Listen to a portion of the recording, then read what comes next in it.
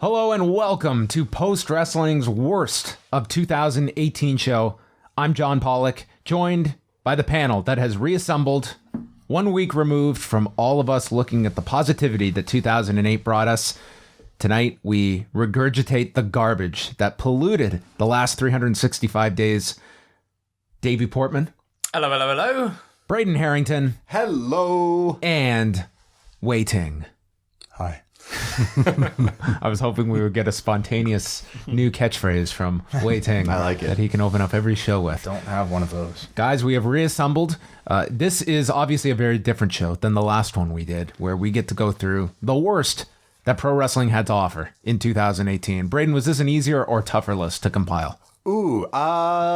Tougher, because on the Best of Show, I stated that 2018 was my favorite year of wrestling. So there was so much good stuff. It was like fun to rewatch these matches. What I have learned, it is not fun to rewatch bad matches and bad things. I feel like the listeners, though, maybe like this show more. Isn't that how it works? This is a very popular show. Yeah. This is the worst. We get to like shit on everything you hated. So, Davie, you seem to be, as someone that is making your debut on our worst of show, you seem to be someone that gravitates towards the best. How was this navigating the worst? This was hard. I find like anything shitty I see, I just throw away from my brain. Right. Like all the good stuff, it's hard because it's like, that was really good, that was really good, that was really good. This, I'm like, I've forgotten everything that's shit. Are you ready for the cleanse, Way? The cleanse. This is the colonic of wrestling podcasts. Yeah. I'm very much like Davie. I think it's tough for me to recall things that were really bad, even though I've watched so much of it.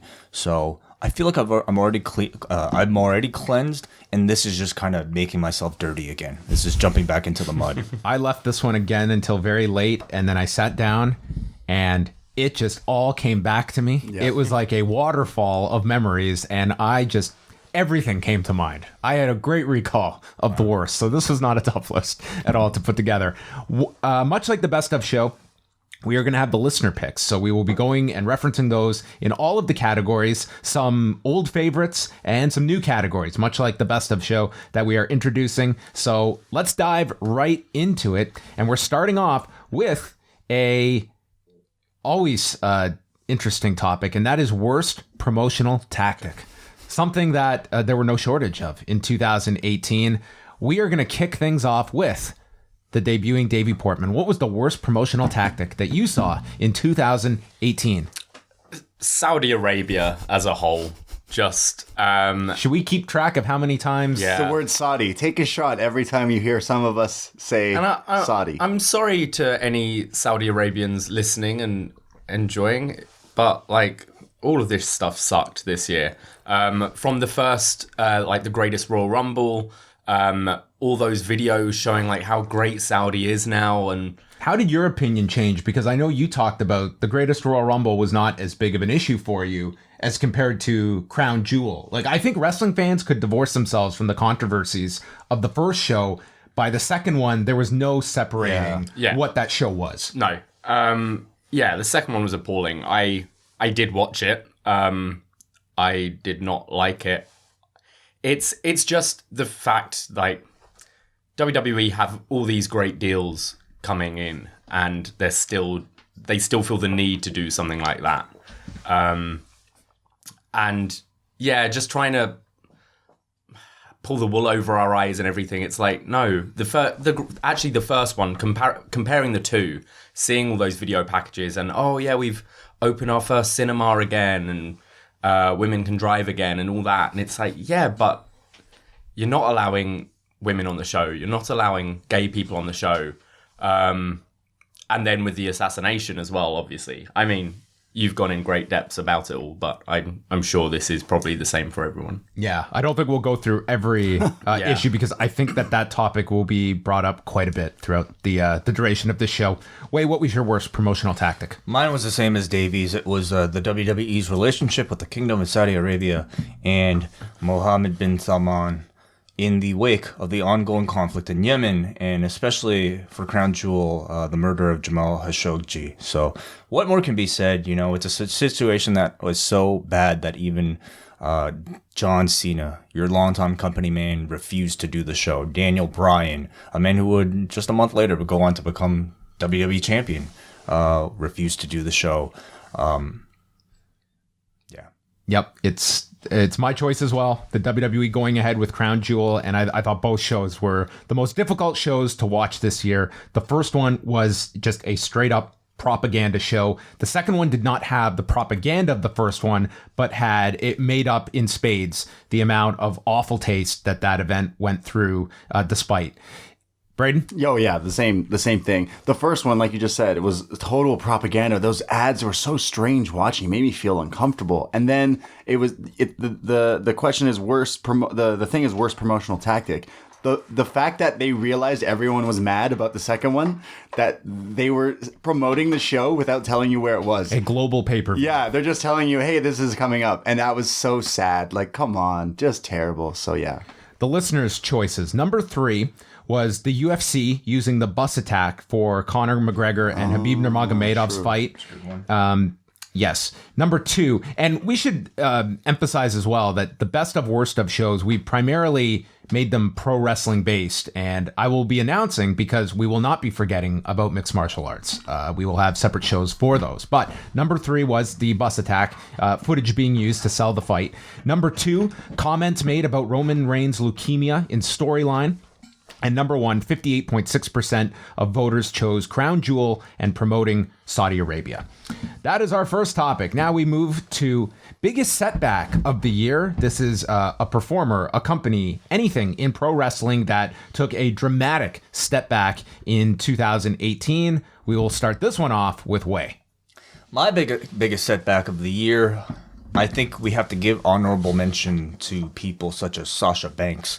People such as Jinder Mahal, of course, who, you know, you can argue, though, he is at a better place right now, or where he should be right now compared to where he was as an overpushed champion in 2017. It evened out for him. Yeah, but my choice has to go to, if I could do this, the pairing of Enzo and Cass, the both of them together. Both men separately on their own were let go by the company for various reasons, and I mean, in the case of Enzo, I think that one is a bit muddier. I would say both of them are somewhat muddied. We don't know exactly the reason for Cass's dismissal, but seeing where those two were when they first came into the company, even like, you know, the prior year with Enzo getting a bit of a run in 205, was not such a bad year for him. But to see kind of where they both ended up, Enzo having to resort to being a fan and trying to get on TV to get himself kicked out. I would say those two had the biggest setback. If you remember, if we go back a year, Enzo, they're getting set to start 205 Live touring because of Enzo. They wouldn't be successful, but nonetheless, that was their thinking. And Cass was hurt and was going to be, if you knew in theory, he will be brought back after WrestleMania for a program with the returning Daniel Bryan for his first major program after his return, and where they ended up. It's pretty stunning the year those two had. My choice for for worst setback, I had a few here. The Usos come to mind. I thought AOP had a terrible call up and handling on the main roster. But my choice was Impact Wrestling. I thought that they started this year with tons of skepticism, and the latest management of Don Callis and Scott D'Amore, I think, provided some optimism amongst fans. They slowly started getting some positivity with them, and that peaked with Slammiversary, which was a great show from that company, one of the better pay-per-views in 2018. And they had one good television number after Slammiversary, and for whatever reason, their numbers tanked after that. It led to the time slot change where they tanked further. Now they are off Pop TV and going to the Pursuit channel, so it's not an exclusive deal, but that is their television presence as we head into 2019, a channel that I imagine most people had never heard of. Their viewership is inevitably going to be reduced even further in a very tough time slot on Friday nights. And I think whatever positive steps Impact is able to grow with, there's just so much that comes their way that sets them back. And that was my worst setback of 2018. Braden. I'm thinking of something Wai said because he mentioned Sasha Banks, and I feel like that's kind of what I want to. I too was gonna say Big Cass and Enzo, just because like they're gone essentially off the face of the earth. But looking back to Sasha Banks, was 2017 a good year for Sasha Banks? I don't think it was either. So I'm just gonna stick. I mean, she was at least doing the Charlotte program, right? Or had that ended by 2017? She had a job. So. Yeah, like she had a job still. I don't know. Part of me still thinks. I guess 16 was like the stronger. I guess. Okay, so then I'll just say Enzo and Cass. They could have had it all, and then they just disappeared. I remember Enzo cried, and it was good. He cried, and then yeah, it's sad. And then he rapped. Man, worst of album of 2018. Oh, that's another category. Yeah. Jeez, as a music guy, his beats are really good. He pays a lot of money for these beats. He's not a good rapper, though. Is that frowned upon to pay for beats? No, it's frowned upon to not pay for beats coming from a producer. Probably frowned upon to like pay a lot for beats, but not really have the lyrics to back. Yeah, it's frowned upon to take a really good beat and then ruin it. And what's his lyrical skill set on a scale of 1 to 10? He uses in 2018 something. He rhymes something with tiramisu. Because there's layers to this. It's tiramisu. It's like, come on, dude. What's wrong with that? No, in 2000, I want a note by note breakdown of his album. We should do a review of his new album. Like you get Alan Cross on, and you two just put your headphones on and listen to some every of the bar. beats on it were good. I'm telling you. But That's a different category, guys. Sorry, Davie, your biggest setback.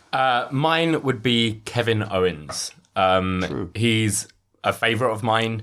To think the beginning of the year before, he was Universal Champion. And just, he had that whole stuff with Braun where he's being put in a toilet and shit all over him. Right. He's had this injury, which is obviously a big setback as well. Just his position in the company compared to the year before. Sure, he had that Mania match with Shane and Daniel Bryan, but that was all about Shane and Daniel Bryan. They were the punchline, and I think he's far too talented to be a punchline. So Kevin Owens for me. The listener votes. Number 3 was Jinder Mahal, 10.7%. Shinsuke Nakamura, 11%. Number 1 was Asuka. And I think she would have been everyone's pick if it hadn't been for the last 2 weeks. I think these last 2 weeks have just... I think there's at least a sense of that Asuka had hit rock bottom and is in a much better role going into 2019. Champ. All right. Worst angle of the year. I'm looking at the listeners' picks here. This is a very deep list of many different angles that you can go with. Let us start with Davie. Drake Maverick urinating himself. Need I say more? No, that is an absolute worthy choice. Braden. I wanted to pick. I'm just gonna. I have that one, but I have another one. I'll just pick instead to change it up because it's 2018. Let's cover all the ground. Yeah, there's a lot to cover here. Why are you peeing? Why is Vince McMahon laughing backstage when this is great? Like, come on. This was something in 1999. I'd wouldn't be like, funny. Oh, this is dumb. It wouldn't be funny ever. Did either of you see Drake Maverick this week? He posted a promo that I guess he had to cut as. I don't know if it was part of his tryout in the Performance Center because he's not identifying himself as Drake Maverick. He identifies himself as his real name. Sure. And it's a 2-minute promo about why I'm going to headline WrestleMania. This promo was so goddamn great. And when you hear this promo and the way he is utilized, how there can be that big of a gap is astounding to me.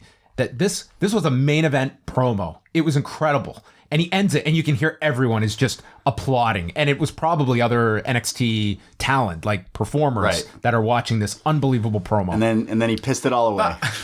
But how often we see this in WWE, where someone's hired for a very specific talent they have, and then they put them in a role that has nothing to do with that. Okay, well, like I honestly picked that one, but you said it, so just to be cheeky, I'm picking something else that made me mad. Why was a little kid a tag team champion at WrestleMania? I hated that so much. Nicholas. Why did Nicholas have to be a kid? Why is that a thing? Why? I didn't understand. I still don't get it. I don't think people liked it. I did not like it. I liked it. I actually. liked it. Oh, really? Okay. fun. I think maybe I'm just an I was asshole. more with you, Braden. I'm an asshole then. I don't like kids winning titles on WrestleMania. You know, to me, like the tag team belts meant nothing anyway, and it was just like They a really feel mean good- nothing now. But I'll say Braun Strowman does mean something. And to me, it was... I hate Braun Strowman Didn't hurt too. Braun at I get all. heat for that, but I thought it made Braun look like a Hulk Hogan. Yeah. He seemed like Yeah. your old school, like huge baby face, like With a little he's just kid. he's just won the championship with this kid. I but hated the thing it. is, they then didn't He, like, goes out they and then picks the turned him kid. heel and face again, and they messed about. He should have gone on Just- and won the title just- on that just- run. But to me, it was a segment that was designed for people Nicholas's age. You know that. what was it? He was like he needed a partner. It was a surprise, so Yeah. so then he picked one. You could have had it's WrestleMania. You could have brought someone out or something. He walks past Okada, Yeah. like going to the kid. But imagine if you're like that 10-year-old kid, you know, like to me that the idea is was a- that he was an everyman for somebody that age. And the kid played it well. He looked terrified. I didn't like it. I didn't Way, like it at what all. was your worst angle? Clearly, it was Nicholas. No, it was not. You know, I kind of debated between Bobby Lashley's sisters and a bunch of other things. So Yes. that's my honorable mention. That was pretty damn bad. But I think I have to go with Drake Maverick pissing himself. Not just the fact that he somehow that to me was way worse than. Oh, it is. It is. I told you. I have the P written down, but Nicholas is in my head being like, "Yo, fuck that kid." That's in the vault. You can't change your Yeah, count. exactly. But I mean, those are tag team champions, and a match ended that way, dude. So that, and then the fact that like they took it a step further. With, Sorry, you were poking fun at like those are your tag champions with pissing your pants. The other one was tag champions too, like a kid, 9-year-old a little winning the kid. titles. That's what I'm saying, and I'm saying this is way worse than that. Okay, I'm just saying I don't think either is a grand endorsement of the tag. Little division. kids and peeing. Wrestling is weird. These tag belts are in trouble. Terrible. Yeah, but I thought that was pretty awful for 2018. I've got quite a few honorable mentions. The drive-by involving a child being hit by the OGs during the when LAX was Oh, right. hanging out on the streets of Toronto.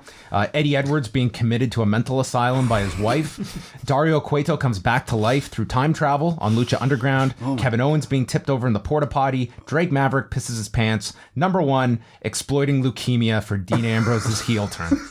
That was my worst angle of the year. Our listener picks. Number 3, Sasha and Bailey's bizarre relationship. Number 2, Bobby Lashley's sisters at 13% and just narrowly edging it out with 13.3%. Drake Maverick bladder control problems.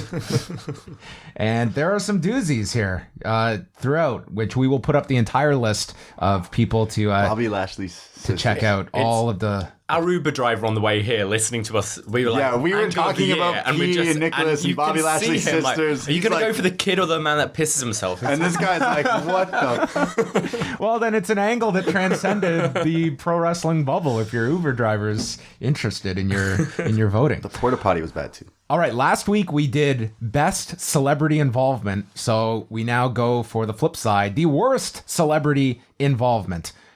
I will start this one off, and I went with David Arquette at LA Confidential. Just in terms of it being an incredibly dangerous scenario that this man was booked in, I thought that it was a match that totally fell apart and Nick Gage just had to put an ending to and could have been way worse than it was.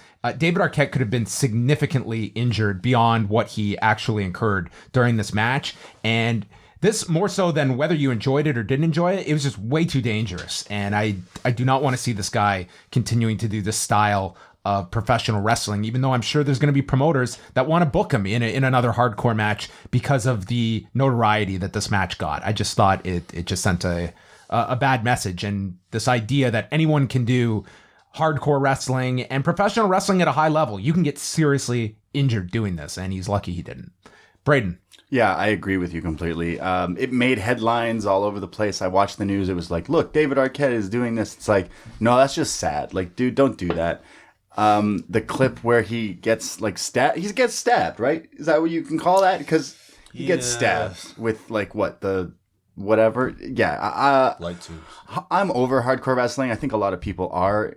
I just didn't understand why he had to do this at all. Like, just It was for the shock value of it. yeah, I mean, that's what it it's was like- booked on, but it's like, should it have come been on, booked? man. Like, it's just like, this is why people still make fun of wrestling, and this is kind of that stuff. And it's just gory for nothing. So yeah, definitely David Arquette. Way. Again, this is a category that I feel like 10 years ago would have been a lot more competitive. But with what we had to choose from, I agree it was David Arquette versus Nick Gage. And David Arquette this year, I actually have quite a bit of respect for him for wanting to come back to wrestling and to try to right a lot of the wrongs that maybe he felt like he committed when he was booked as WCW champion. I'm sure the reputation he's received as a result of this. If this match hadn't have happened, no one's talking about like his involvement with RJ City and the other stuff he was doing. Like, no one had any issue with that. He was legitimately working indies, and I don't think anyone has negative anything negative to say. He's working hard, and let's also remember, the circumstances that led to the match. He wasn't originally the person that was supposed to be. No, it was Joey Ryan. Yeah. So, as a last minute replacement, I think, knowing the types of shows Joey Janela and GCW book, I understand why they thought this was an attraction. Absolutely it was. It got all of us interested. Couldn't you just go make another Scream? Well, come on. But, the result of it was horrifying and went way too far than, any type of entertainment value it could have potentially provided. So that was my choice as well. Davey, do you have a different pick? No, same for me. Clean sweep. Yeah, I hate, I always try to defend wrestling when people are like, why do you watch that shit? And I talk about why I like it and great stuff out there. And I hate when negative media attention like this supports these arguments about why wrestling's shitty.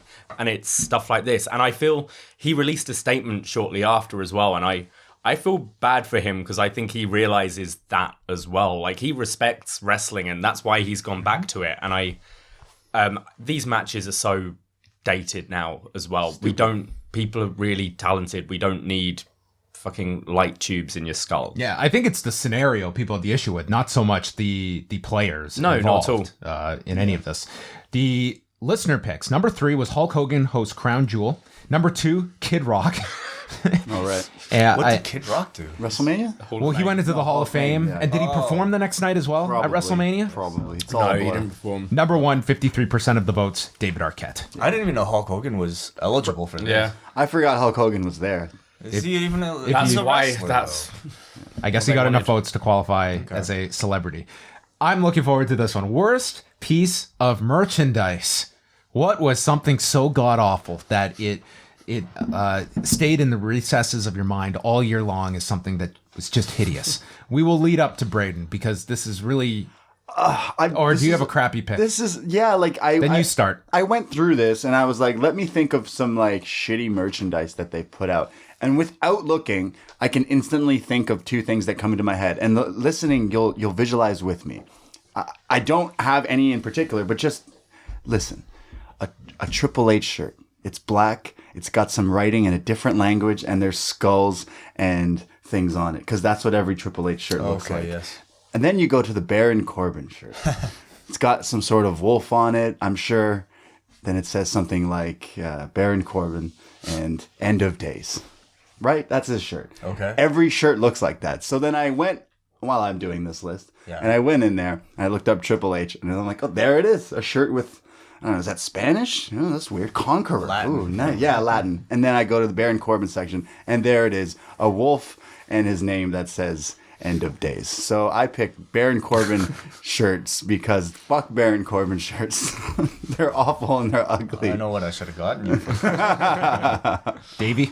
I went for the Rey Mysterio shirt. It just really annoys me. The one he's got at the moment. On the back, it says G, and then his mask, and then OAT.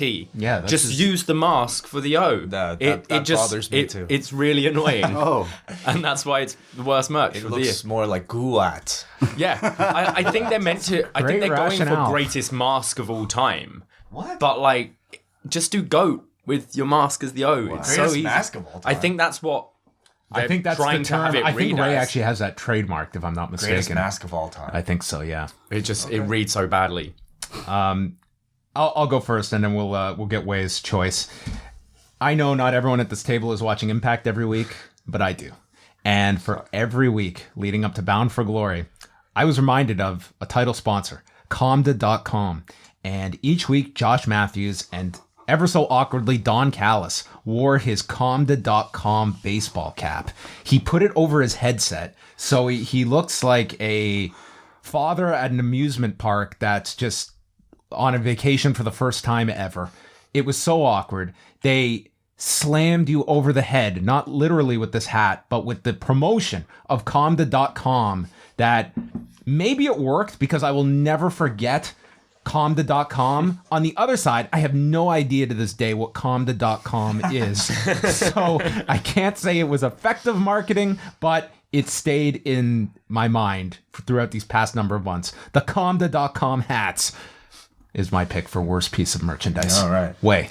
I'm sticking with WWE for this one, but I have to say for this category, I thought it'd be much more of an easier choice than I thought it would be. And again, maybe it just goes to show that maybe even WWE right now has really kind of stepped up their they have to because Pro Wrestling Tees. Absolutely, they have to. Now you can customize your merch, right? Yeah, it's like the same type of on-demand thing. But that said, there were still some major offenders here, and I have to give honorable mention to the Bars soccer jersey. What? Soccer You don't like jerseys it? are. Don't you remember when we I slammed that shirt and you were the one that defended it? Well, I'm saying soccer jerseys in general are pretty damn ugly. Oh, there's a British Aren't guy they? here. Come on, watch No, out. come on. This one's nasty, but like Nasty. I'm saying, have you seen this one? The one with the bar? I'm not disagreeing with Way at all. look it So but that's my honorable mention, Okay. John. I also have to say for a Bullet Club shirt, I think Cody's American Nightmare blonde design with a cigar to me was like It's one not of fine. one of the worst Bullet Club shirts. No, but the winner to me has to be the B Team shirt. Yeah, that was what I had in mind as well. The B Team shirt. I know it's supposed to be bad, absolutely. So it's pretty bad, right? Yeah.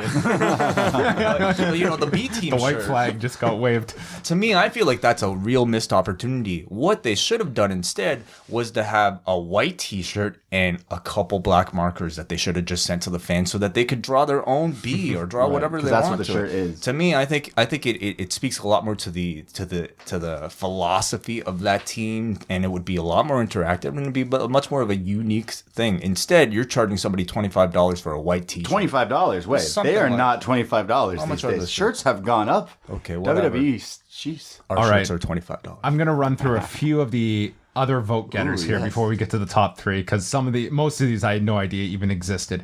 The Titus O'Neil Rumble Stumble T-shirt, Yeah.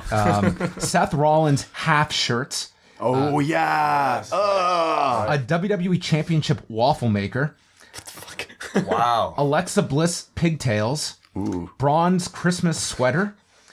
We also had Cody Daddy Eats First T-shirt. I don't know what this is. Ooh, that's best of. I Daddy want that eats shirt. first. Yeah, I want that shirt. A Bella Lucian shirt, Enzo Amore headband with hair, Natalia Cat Ears headband. But the top three were the Baron Corbin T-shirt, Team Hell No T-shirt, and number one, 23% of the votes were for the B Team's shirt. Yeah. So that is your winner. So Baron Corbin did make that. Those fucking wolf shirts. Oh, here's another lengthy one. Lots of submissions for worst music, whether it be an entrance or a pay-per-view theme. I will kick this one off. My worst music this year.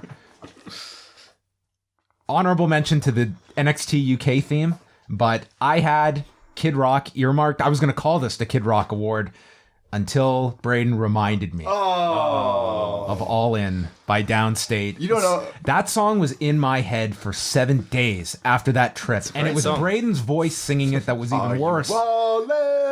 And I had it successfully out of my consciousness, and you brought it back last week. So honorable mention to Braden Herrington for just being the worst music composer of the year. We did the best of show, and I picked Downstate All In as my best theme. This might be a first where it's going to win best and worst. I'm getting a lot of messages from our listeners being like, that is a terrible song. Well, then I'm redeemed. Which in the music category between you and me is a rarity. You know what? It is not a great song, but it was catchy. It got the name across. It had the name in the title of the show, and Downstate always coming through for Cody and the boys. So What we call a guilty pleasure. yeah, exactly. It's no pleasure. I can tell you my worst Go for of it. the year, and it relates to the worst merch because I pick the B Team because their theme song was not very good. B Team, Go, go. Get the fuck out of here. It's Like terrible. in some ways, they should be proud that they won the worst because that's kind of the gimmick, isn't it? Yes, They're it cheap. is. It's awful. Yeah. I picked that one. I'm sure there was a bunch of others, like the what was the WrestleMania? Kid Rock had 2 themes for WrestleMania, Celebrate and New Orleans. I did not celebrate, and I wanted to get as far away from New Orleans after hearing this song all night long and in the lead up to it. Yeah, I still go with the B team. Davie? Well, mine was Kid Rock WrestleMania. Right, you were there. I'm glad someone named it. Not only like the new one was terrible, but Celebrate they used for 30 as well. So they've used the that's same cheating. fucking song. Yeah, that was the WrestleMania 30 theme. So they've used that theme twice. Does it Like, have and you hear it for like the whole 6 weeks leading Guys, we're up going to back to New Mania Orleans. and after. We have one We've artist got- we can use. Is Kid Rock even from New Orleans? No, It's like, why is he? Detroit. it's the lyrics of the song, right? I'm going down to New Orleans. Yeah, Well, yeah. that was the new one he did this year. I'm going down to New Orleans. That one. Wasn't that the But then, same one? yeah, Kevin Dunn come needs on some and Better Than celebrate. Ezra. Let's just point out that a lot of Kid Rock songs are very similar. Like, And then everyone was thinking, oh yeah, because Taker had retired. Everyone was going, oh, he's coming back as the badass, and that's why we've got Kid Rock. And we didn't even have that. We just had it Taker's shittest run ever instead. God. Way. Well, this would be a nice way to bookend it because my choice as well was Downstairs. Unfortunately, like most wrestling themes these days, I feel are either like good or too generic for me to remember. But Right. that one was you holds remember a it. special place because of Braden Herrington constantly reminding me. what's like? It wasn't the theme this year, but what's worse, All In or Give Me the Green Light? Oh, I love Green Light. Give me the green light. It's worse? It's terrible. Okay, gotcha. Yeah. The WWE ones have an advantage, though, because on pay-per-view night, I don't care if you're getting the greatest song of all time. You will hate it by the end of that night, the amount true. of times they will play it. Interesting results here from our listeners. hear Number this. 3 was Bobby Lashley's theme with 5.2% of the votes. How does that even go? It's very, very generic. But Wrestle and Flow might be able to save it. Number 2, the B Team theme with 10.8%. And winning it with 12%, Dolph Ziggler's theme. What? Oh, it's because of the Oh, scratch. the scratch. thing, which doesn't make any sense anymore. Yeah. The That's record terrible. scratch, I guess, has put him over the top. All right. This one, on the Best of show, we broke up Best Wrestling TV show with Best Wrestling TV episode, a singular edition of a given show. So, Wai, let's start with you. What was your worst episode of 2018? Man, this is going to be an interesting one because, I mean, it's very tough to for me to go back and go sort through everything. But this year, there happened to be one particular episode that stood out so bad that I feel like will be at the top of a lot of people's list. And that was the November 26th edition of WWE Raw.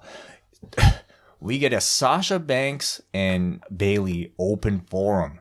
We get a Drake Maverick finish to a match where he pisses on Bobby Roode's robe. We get Dean Ambrose's vaccine promo. We get a Lucha House Rules match. We get Dolph Ziggler answering Seth Rollins' IC Open title challenge. And tons of Baron Corbin. What more could you ask for? Okay, I'm going to try and one-up you. Oh my God. I'm going to go a week earlier to November the 19th. Oh. Raw, the night after the Survivor Series. It started with a Stephanie promo that included the comment, dismemberment is a bit of a corporate liability, 3 weeks after Crown Jewel. Then we got a 6-man tag involving Corbin, McIntyre, and Lashley against Braun, Elias, and Finn Balor that went a cool 32 minutes with no finish, and then the Braun injury angle. Dean Ambrose confronts Seth Rollins to explain Roman Reigns got what he deserved when he got leukemia. A 3-on-2 Revival Lucha House Party match. Ronda comes out the night after having her neck snapped with a chair, not only fine, but then defeating Mickie James to show us that the injuries meant nothing. This was also the night after Drake Maverick's urinary incontinence, which led to a chant of AOPP on this show. Natalya and Ruby's feud was in full swing after the death of Jim Neidhart, and to cap off the show, Dean Ambrose came out for his famous What's That Smell promo. That was my worst episode of the year. Braden. Jeez. Well, clearly I have to pick one of those. No, go with what you have. No, you have? I have picked one of those already, and I have to side with Wai because a man did he peed on the rope? Yeah. As soon as I saw something involving pee on a robe, that was set. The second I saw that, I had picked that as the worst episode because that was fucking awful. I think looking at it, the listeners can agree. Looking at what you describe as the worst episode than what you describe, both sound really bad. But I have to say, you, Wai, have the worst one because the peeing and then the... What else happened on Take your that? pick, the vaccine promo, Yeah. the open forum. Oh, you both have really strong arguments. A lot of it is just which elements of these feuds Yeah, did you that- hate more, because there's a lot of crossover week to The week. guy like peed on his robe. Oh, so stupid. Yeah, that one. Wait, you went you? I went Oh, with you the went pee on with the the robe pee on the episode. robe I too. didn't look up the date, but I was like, that episode where he peed on the robe. Although you were, very convincing with your argument there. Right. Like, A lawyer. The whole episode. that Everyone wasn't can a good debate episode. it. Well, for the listener picks, my November 19th show finished 4th. Number 3, I'd forgotten about this, the Raw 25th anniversary show, which was probably the God. biggest letdown true. of a show that Right. was so hyped up and really did not deliver. Number 2 was the December 3rd episode of Raw, and number 1, 77.3% of voters chose the November 26th episode of Raw. So the majority went with you three. Raw takes it. Glorious. Okay, and that takes us to worst wrestling television show. I chose Raw. Really? Damn. No way. Did anyone choose a different show? No. Rewind to Raw, everybody. Monday nights. Arguably the deepest talent roster in their history. And yes, it's 3 hours, is but it that 3 is, no one was forced to have a 3-hour show. And I just think everyone looks at what this show could be. It is the most popular wrestling show in the world. And therefore, I don't think there's any excuse for some of the programming that we got on that show this year. This is the first year in wrestling where I decided to cut out my Raw and SmackDowns, and now I watch Raw and SmackDown debating on whether or not Twitter tells me or you guys tell me to watch something. So this was the year I have completely cut it out. I only watch the main of pay-per-views, and it's like freeing. It's like I've dropped like a bad habit or something. I feel really free from this 3-hour weekly show. But at least you're keeping up with a lot of that. The quality of Raw now has gotten to the point where it's forcing a lot of people to just drop. I have. that- I have. everything. It's hard for me to remember when the pay-per-views are because I don't keep up as much because it's because of the 3-hour show. And most of the time I ever tune in, it's been crap. So why do I need to waste my time of my life doing this? And I dropped it. And like this was the first year, like literally I missed so much of it. But I think that as well, like covering combat sports, the length is only so much of an argument I can take, because I watch UFCs most weeks and we watch takeovers. We watch WWE pay-per-views. Like the WWE pay-per-views, you can say whatever you want about the build-up. Most WWE pay-per-views, they're never bad. Right. There's elements that may be bad, but as a whole, and those are the longest shows they produce possible. So whatever it is, we could spend this entire episode deconstructing Raw. All this talent now, 3 hours. If you have 3 hours of variety, why is Baron Corbin on every 20 minutes? Like, you've got all this great talent. You should have that time to build up proper, decent storylines, top to bottom. And they don't. You still just have one focus on one thing and someone repeated segments. It's like an NFL game's 3 hours. A baseball game's 3 hours. Like, people watch them. People sit and watch them. This is 3 hours, but of variety. It isn't one of the same thing.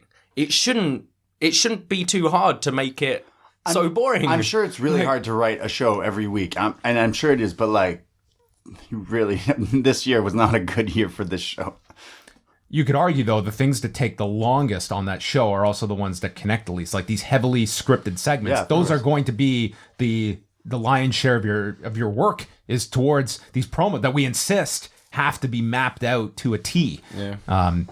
Anyway, that was the show. Our listener picks. Number 3 was World of Sport with 1.7% of the votes. Number 2 was Impact Wrestling, 4.4%. And just squeaking it out with 90% of the votes was Monday Night Raw from our listeners. Worst event of 2018. We start with Wai. Yeah. For my worst event, I went with Crown Jewel. I think the controversy surrounding it is something you really can't ignore. But looking at the content of the show itself, Shane McMahon winning your Best in the World tournament. Matches that really I thought were quite underwhelming in general. A main event that featured a returning Shawn Michaels and a very, very old set of other participants in the match. And otherwise, just overall, wrestling-wise, very forgettable. But of course, the controversy surrounding it as well makes it my worst event of 2018. Braden? Yes, I agree with Wai. The crown jewel was pretty bad. Simply because, you know what? Let's pretend. Let's look past all the stuff about it. Let's get down to the match. I'm a wrestling fan. I want to see the return of DX versus the Brothers of Destruction. And then bald Shawn Michaels does a moonsault. No one catches him. So I'm picking that as the worst match. Davey, are you the same? Yeah, crown jewel. I feel you actually look at the card on paper. It's not a bad show at all. But I don't know if the talent were just like, fuck this, because Of course. you like Rey Mysterio, Randy Orton should have been great. Ziggler, Kurt Angle, there should have been so much more about Kurt Angle with it. Just in general, his singles run, like he's my favorite of all time. His like first run, and to come back and just have him in a throwaway match where nothing really matters and nothing really happens. The matches itself were terrible, but then Hogan starting it, all the controversy, so like fuck Hogan. It was terrible. It's maybe the worst event ever in WWE. Like, it's just terrible. When they announced that Hulk Hogan is trending, and then Wai, you pulled up what he was trending for and what the comments were. Everything about this event I detested. It's easily the worst. This is perhaps the worst wrestling experience I have had. I will say the only thing that I got out of that was the way we handled the post show. That I was very, very happy with that show, and at least covering it from a perspective that I was very proud of. So anyway, this is not the self-congratulatory show. But anyway, worst show of the year, Crown Jewel, around the horn. Clean sweep. Our listener choices: number 3 was WWE's Extreme Rules. Number 2, WWE Backlash. Number 1, with 65.2% of the votes, was Crown Jewel. Worst broadcaster. I will start this one off. I will give an honorable mention to Lanny Poffo in New Japan Pro Wrestling. I do not go all the way because I just think it was a bizarre set of circumstances that got the man into the booth, and it's not as though this guy was a constant on the broadcast. Now, it's believed he will be returning. So, What? 2019. Well, we will see if he actually does or not. no. But it was not enough for me to name him. The person I did go with was Jonathan Coachman. I thought that he was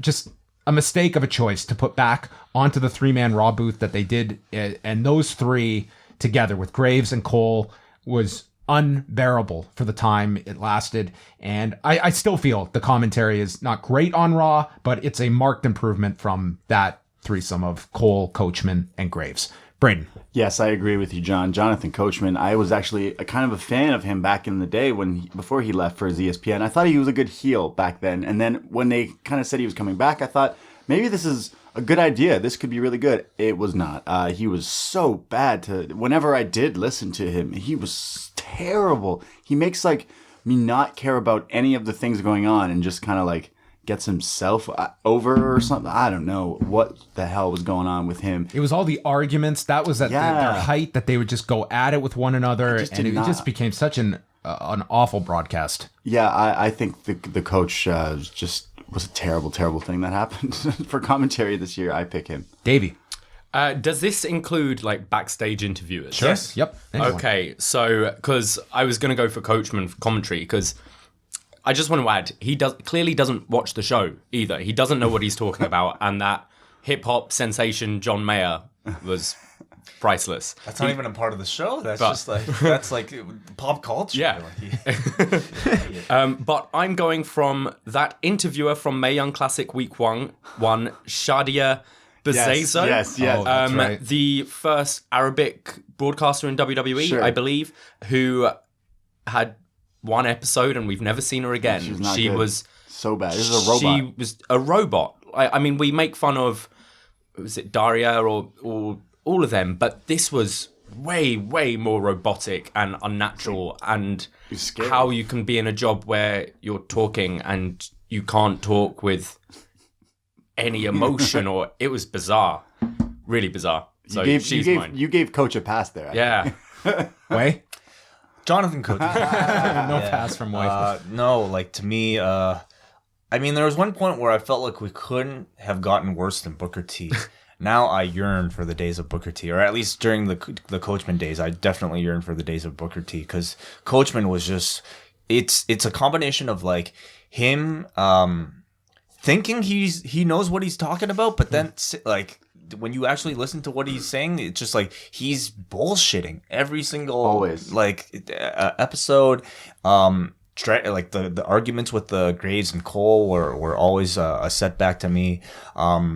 So he was my choice. Yeah. Also has kind of reinforced that the panel for the kickoff shows is now the island of misfit toys. When we have nowhere else for you, that is where Jerry Lawler ends up, where Jonathan Coachman ends up, and that David Otunga as well. Listener choices. Number 3 was Byron Saxton, 7.6%. I think Byron's gotten a lot better. Yeah. I don't really have any issue with the SmackDown team. To me, is never the problem that Raw has been. Number 2, Michael Cole was 16.4%, and number 1 was Jonathan Coachman, 44.7% of the votes. Just a little detour. Do any of you see a change with Paige being added on the SmackDown broadcast, or do you see another position for her? Because I could see Graves getting just restricted to one show, and Paige takes his spot. Yeah, I think maybe she could be good. I can't see what else she would do.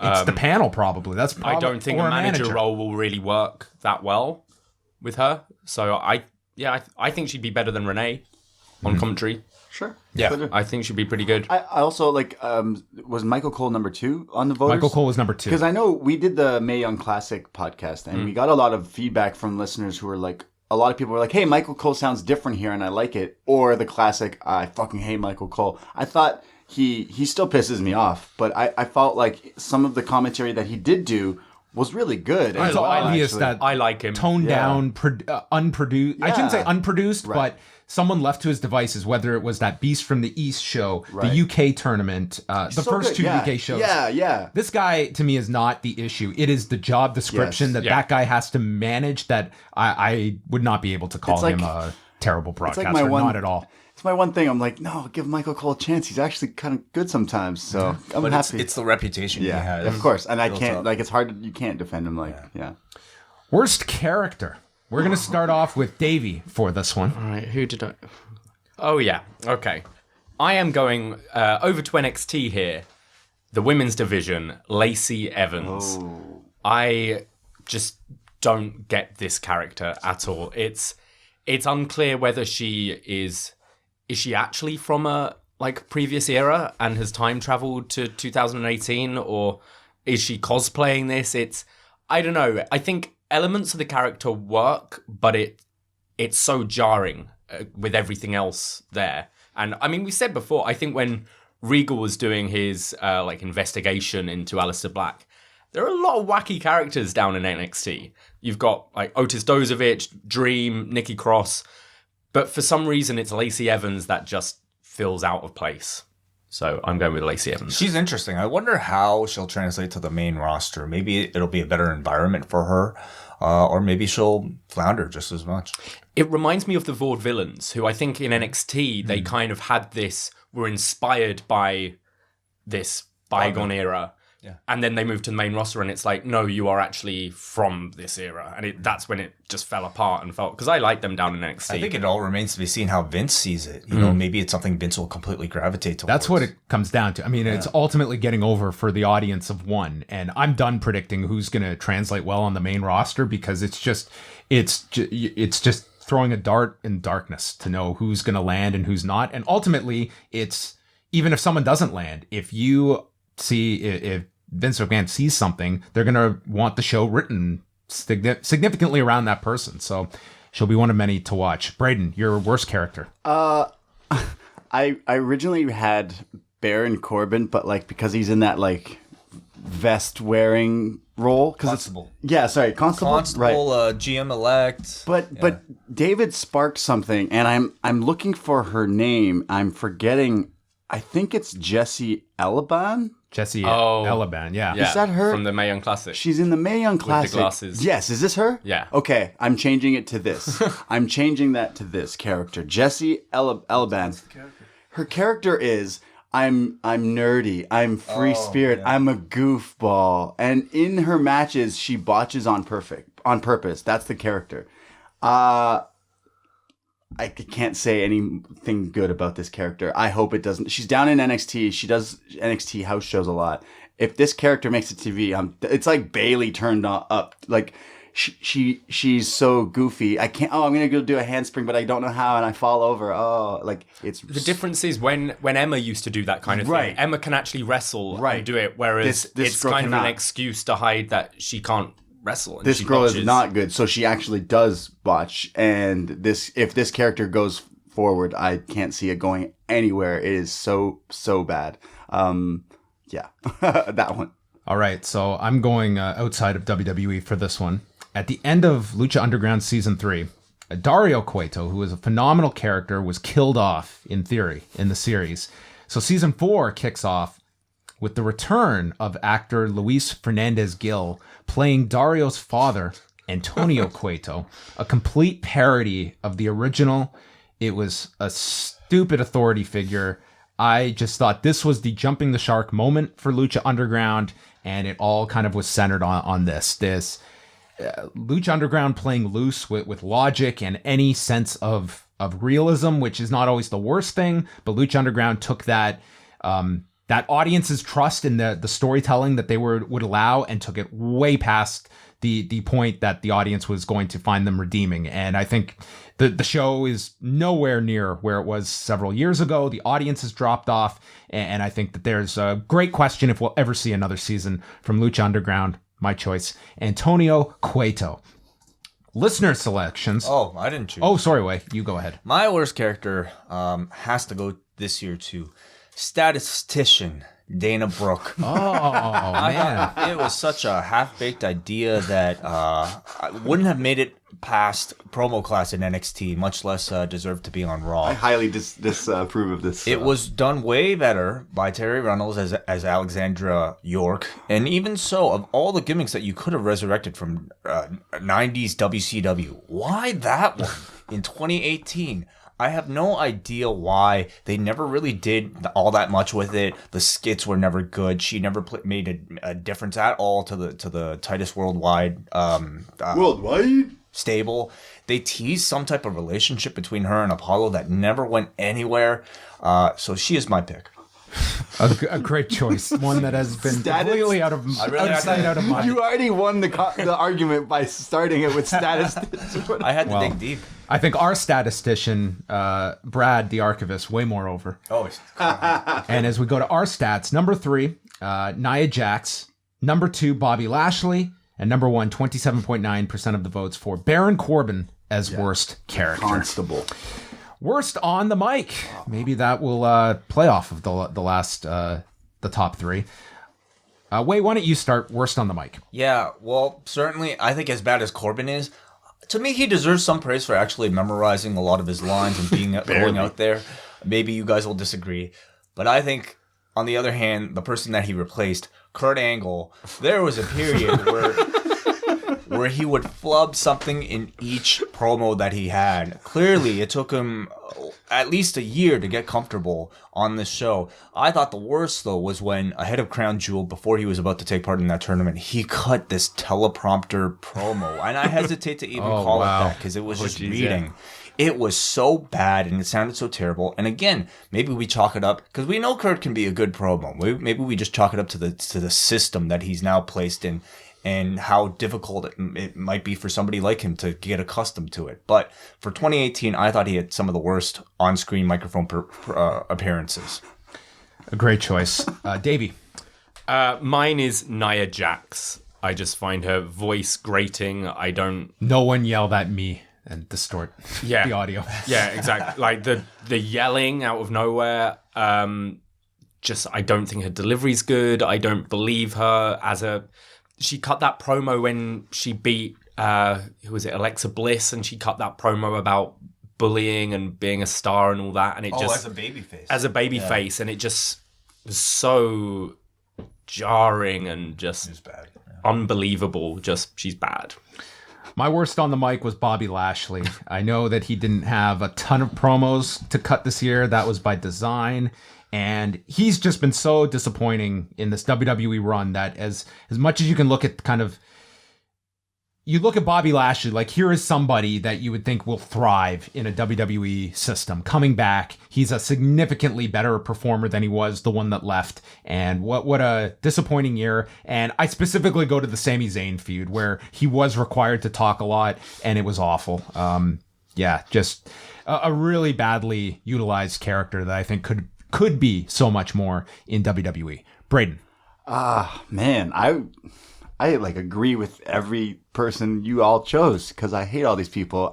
My pick was Baron Corbin, but what was that time where Kurt Angle was like, they're here. Remember what we're talking about? He's like yelling. I think it was someone was invading. Oh yeah, the Survivor Series? Yeah, right or something. That was last year. Was it? I think so. Oh, okay. Well, go with Corbin.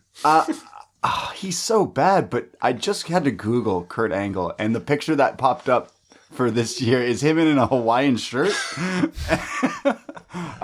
You're right. Or stress is a different category. He's so bad that he actually messes up everything he's ever done this year. So now I'm like, oh my God, he's clearly the worst. His best line, though, is when Braun was destroying the truck, and he goes, "Oh no, that's worth $500 million." So, like, it's easy to pick, I hate Nia Jax, I hate Baron Corbin, but realistically, Kurt, like, fucked up every line I think I've ever heard from him this year. So, by default, I think I picked Kurt Angle as worst on the mic in 2018, which is sad because he is the GOAT. Kurt Angle was number 4 among the listener picks. Number 3, Bobby Lashley. Number 2, Baron Corbin. Number 1, 29.2% of the votes for Nia Jax. Yeah. So I think we covered the top 4 Pretty there. well represented. Number 5 was Ronda Rousey. That I think you would be closer to thinking her on that list. I really don't mind Ronda's promos, to be honest. I kind of like them. She kind of fluctuates. Like even within the same promo, she might have a great moment, and then when she has to read, it's pretty bad. Yeah. Next up is worst women's match of the year. Let us start with Braden. I remember I didn't like Asuka and Carmella, which I think a lot of people will choose. But I'm going to say, can I pick any match Nia Jax has had? I just don't like Nia Jax. No, you need a specific match. Because like her Mania match wasn't bad, but then she won and I was like, I hate her. What was the one where she almost dropped Charlotte? Was that last year? That was this year, wasn't it? Was it this year? Was that this year or last year? I think it was this year. I think it was this year. The one with the shoulder breaker? Yeah. Oh, that was a while ago. I think that was last year. Well, I picked that. This year, last year, anyone versus Nia Jax. I can't stand this. Maybe it's just a character or a wrestler that's just not for me. But anytime she has a match, I can't get behind it. I don't like any of her matches. They're so bad. She is clearly. I mean, you're trained. She knows what she's doing. But at the same time, people make fun of her on the internet for not knowing how to wrestle. Well, it's like, well, maybe they're not wrong. Yeah, Nia Jax versus anyone. My choice was Natalya and the Bella Twins against the Riot Squad from the September 24th episode of Raw. This was the infamous match where Liv Morgan got injured by Brie. And Brie also had a moment later where she got, I think it was catapulted into the heel corner and forearmed Ruby, I believe it was. It's just a match that, yes, there was an unfortunate injury, but the whole thing fell apart. And it's very rare these matches happen now on this level in the WWE where you see something like this fall apart to this degree. But this was certainly an example of that happening. Wai. Man, now that you brought that up, I have to kind of reconsider my choice, man. But since you already covered it, I want to shed some light on my original choice, and I'll go with this one. Carmella versus Charlotte from Backlash of 2018. I think a pay-per-view that, at least came runner-up in our worst event of the year, Backlash 2018. But for this particular matchup, Carmella, her run as women's champion on SmackDown, I think maybe hasn't gotten enough coverage on this particular episode because there's been so much that kind of overshadowed it. But her matches were just simply not good. And in this particular match, at a time when the standard is greatly increasing. And in this particular match, there's just a 5-minute stretch here with Carmella in control that particularly stood out. It was a bunch of long chin locks, and I guess at some point Carmella, she was instructed to communicate more with the audience, and that's what she tried to do by yelling to no response from this crowd at all. It was really sloppy slap fighting, and then just a terrible finish at the end of it all with Charlotte doing a moonsault, planting her feet wrong, and then a really weak super kick from Carmella that ended it. So to me, worst women's match of the year, given the scale of it and how much publicity it was supposed to have. And also the ripple effect of that booking, that here's Charlotte who ends Asuka's streak at WrestleMania, loses the title to Carmella on the next SmackDown, and then this is the rematch, which Carmella then got the tagline of beating Charlotte twice. And it was like, you ended this streak for what reason? Other than you... My argument that night was, well, we'll get into other stuff later. Braden, worst women's match. Oh, I already picked David. Right, Sorry. David. I think I got the show wrong because you said that one was Backlash, but it was Carmella again, but against Asuka. Just mainly because of what has happened to Asuka from being so dominant in NXT and then letting... This was Money in the Bank, I believe. Money in the Bank, okay. Letting, like, again, Carmella was on top of her during that match, and then the whole stupid James Ellsworth thing at the end. I hate distraction finishes where the babyface just looks dumb. And she was staring at James Ellsworth for about a minute before she gets super kicked and loses. It was just bad. So the listener choices here. Number 5 was Carmella and Asuka at Extreme Rules. Number 4 was Carmella and Asuka from Money in the Bank. Number 3 was Carmella against Charlotte from Backlash. Number 2 was the Bellas and Natalya against the Riot Squad from the September 24th Raw. What's number 1? Number 1, Alexa Bliss versus Nia Jax from Backlash, which I am nominating as Braden. Yeah, that's my pick. That one. That's my pick. Yeah, that's the one. That's Braden's pick that we will put down. I feel like I really should have gone back and watched the entire Backlash show for this. Yeah. Review it soon, guys. I would say you were a smart man not to. Worst men's match of 2018. We went through such a deep list last year. Best matches for both the men and the women this past year. Now it's into the worst. Braden, why don't you kick us off with worst men's match? All right, mine is an interesting choice, but I have a feeling maybe people listening will agree with me. It's not necessarily the worst match of the year. I've seen a lot worse matches, maybe on the Raws or SmackDowns or whatever. I'm sure you could nitpick and find a terrible match, but to me, because of the hype around this match, it was such a letdown to me personally that I had to pick it as the worst match of the year. AJ Styles versus Shinsuke Nakamura at WrestleMania. I don't know what was in the air that night, boys, but you could not make anyone think that was a good match. I don't know. I rewatched it this week, preparing. You did? Wow. I rewatched it this week to psych myself out. No, these two legends, they couldn't possibly. I tried watching it again to get into it. I gave it a second chance. I'll tell you, stinks the second time too. AJ Styles, Nakamura, supposed to be maybe the best match ever, the biggest hype match ever, and it let me down so much that I had to pick it for this because it's just like, I don't know what it was. Something didn't click. Certainly, I think the expectations going into that one right. were That's why on like a personal level, like I know so many people were ready for this match. I left the press booth to sit in the audience. There you go. One. And what did you think of that match? The most disappointing match on the show. Right. Yeah. So I just like, again, I'm sure there's a lot of shitty matches this year, but because of the circumstances and everything, the lead up, everything, this match was not good. I'll follow because it's from the same card, but I went with the Roman Reigns, Brock Lesnar main event that night. Sure. This was... when you think about it, this was built up for so long. They went to all of these far-reaching places just to get people to boo Brock Lesnar, which you can certainly argue in hindsight, was that a really smart decision to make people think Brock Lesnar does not care. It didn't help Roman Reigns as a babyface. And for the main event of WrestleMania, to see that audience, which I went into that show talking about that, at least they will have a good match. They had the great one in 2015 when Seth cashed in. I thought at the very least they're going to have a good match. But the audience had they did not care. The beach balls were out. It felt so flat for your biggest match of the year. And because of the high and big stage that it was on, I think that this was just a swing and a miss for something that was built up so much.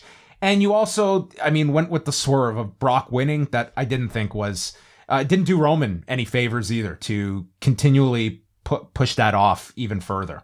So that was my worst pick. Davie? I'm the same as Braden. Nakamura against AJ Styles from WrestleMania this year. I felt the whole first half of this year's WrestleMania was fantastic. Like, a load of us were looking at each other going, wow, this could be one of the best WrestleManias ever. This is really, really good. And then we've got AJ Styles and Nakamura. Nakamura comes out with that awesome entrance with Nita Strauss, and you're like, this is going to be great. And then it was just a TV match. It kind of ended very abruptly. There was no real chemistry there between them, which is just odd. It is a long show, and I wonder if you were to just... Because we were watching it back, and it was like the crowd are quiet to start with, and you wonder if it's in like an NXT arena where the crowd are just hyped for it. Would just that volume make you think, oh, this is way better? But it's just having seen their like Wrestle Kingdom match, and also the build sucked. The build was, this is a dream match. It's like, okay, but I need more than that. They started so well with the Money in the Bank the year before, where they had that great moment where they both moved the ladder and everyone's like, oh, it's AJ Nakamura. And they could have built gradually on that more and more, but it just didn't have the build to it and it didn't deliver. So yeah, there are probably way, way worse matches this year, but for expectation, definitely that one. Wai, did you venture away from WrestleMania? Yes, I did. I went to Triple H versus The Undertaker at Super Showdown for my worst match of the year. Going back to WrestleMania, I thought The Undertaker's match with John Cena, if you could even call it a match, to me, I had no issues with that whatsoever. Long entrance, some signature moves, quick match. I loved it. I had a great time watching it live. Taker in a 30-minute main event, though, no thank you. I thought his last match with Roman Reigns in a stadium, last main event in a stadium with Roman Reigns, already showed that his main eventing days were well behind this man. And for him to come back this year with Triple H, listen, I think Hunter's very good. I thought he worked really hard to try to drag the best match he could out of The Undertaker. But 10 minutes into that match, Taker was just a sloppy mess. There was a segment where they brawled into the crowd. They were trying a bunch of things. Taker just couldn't even lift Triple H and dropped him like a bag of dirt, and they gave up on the spot. And for me, as somebody with a tremendous amount of respect for both of those performers, it was just really sad to see, this was a very bad year of everything with The Undertaker, I thought. Just everything you put together, and it was just there was some bad stuff this year. Yeah, so I think, the man simply just does not have the gas tank to go that length, and I wish he would just kind of stay as, a mid-card novelty act and not kind of further harm his legacy like he has.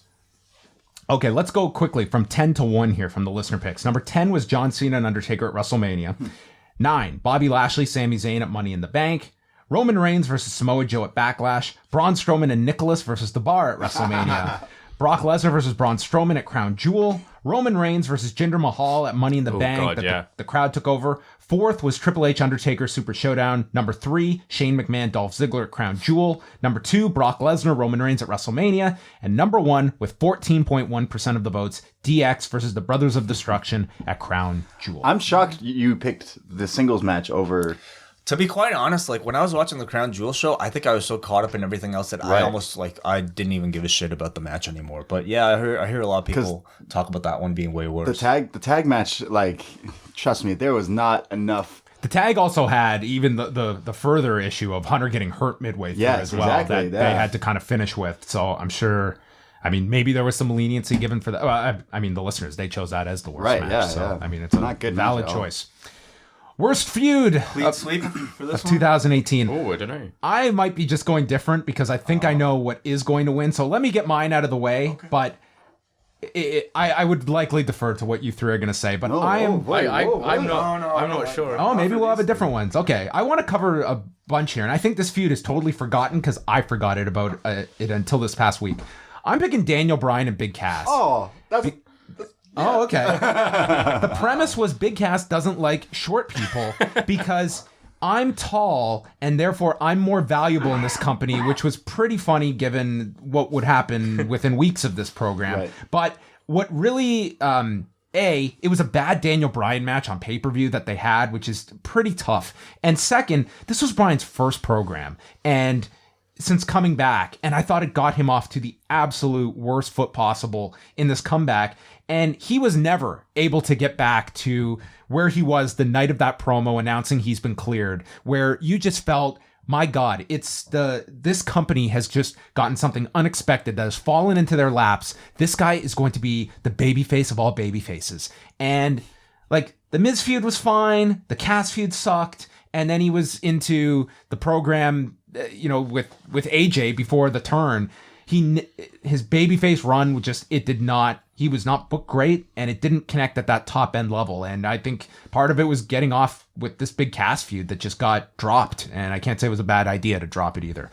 Braden. Yeah, everything you just said. Daniel Bryan returned to wrestling in 2018 to feud with Big Cass. Like imagine that thinking, looking at that roster, that this is how we'll start things off. It made me so mad as a wrestling fan. I'm like, what? Wait, why hit? Wasn't there call-ups? Wasn't Andrade Cien Almas on SmackDown? AJ Styles, like all these people, and you pick this guy? Come on, this is terrible. Awful. Davey. Mine is Bayley versus Sasha, which is still I thought that would be seemingly happening. Like, what are they doing?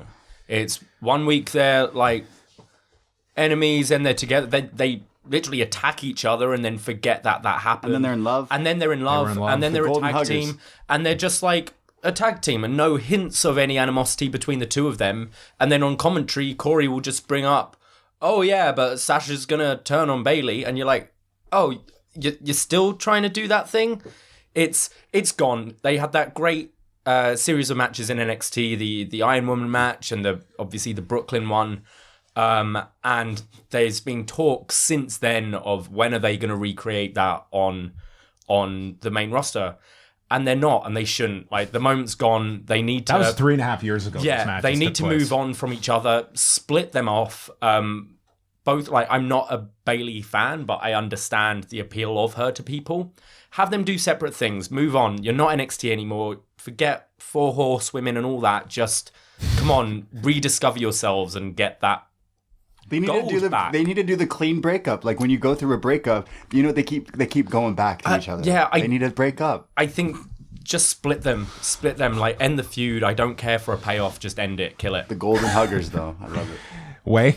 My choice was Davie's. And for all those reasons he mentioned, I think it was a feud that got so bad and so mismanaged that they decided, hey, let's not waste this match and let's just abort it right now, with maybe some intention of going back to it at a future date. But I wonder, because they really have a lot of work to do before they can get to that match again. And maybe that's the best idea, is to split them up on Raw and a SmackDown and just forget about that whole thing. I mean, they've been teasing this tag team championship thing though for a long time. So I imagine they'll probably do that. I mean, they even talked about Trish and Lita at Mania, so I wonder if that's kind of part of the intent. The thing is, though, I think those two are always salvageable. They always, as long as they have that kind of 4 horsewomen moniker attached to them, I feel like they could still get over. Look at Becky Lynch and the resurrection she's had. So, in the right hands, I think you could do something good, but 2018 was a terrible year for both of them. Worst feud. Number 3 was Finn Balor and Baron Corbin, 5.8%. Number 2, Sami Zayn, Bobby Lashley. That was terrible, 14.9%. Number 1, Bayley, Sasha Banks, 29.4%. Next category is Worst Promotion of the Year. Yours was, Wai? The WWE. Braden? Braden? World Wrestling Entertainment. Davey? Mine's, funnily enough, World of Sport Wrestling. Okay. From the UK. It's... I saw the first episode and I just hated everything they were doing. The talent's great there. There's no question about that. But the presentation of it, the way they shoot it, it's clearly not shot by people that know anything about wrestling.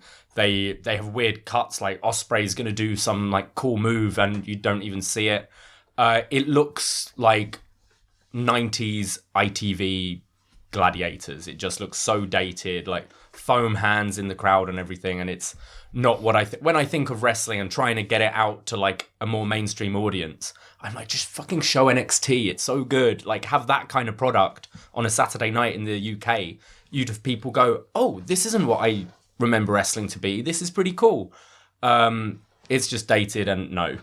I think one of the worst descriptions you ever hear is, we've got to reach a mainstream audience, because that's a fine theory, but the way in which people in wrestling go about that it typically can translate to garbage. And I think the World of Sports show, you're on this amazing platform, but I don't think they ever understood, who are we trying to get? Are we trying to get new wrestling fans that are going to local shows that are part of this UK boom? Are we going for disenfranchised wrestling fans that remember World of Sport by name?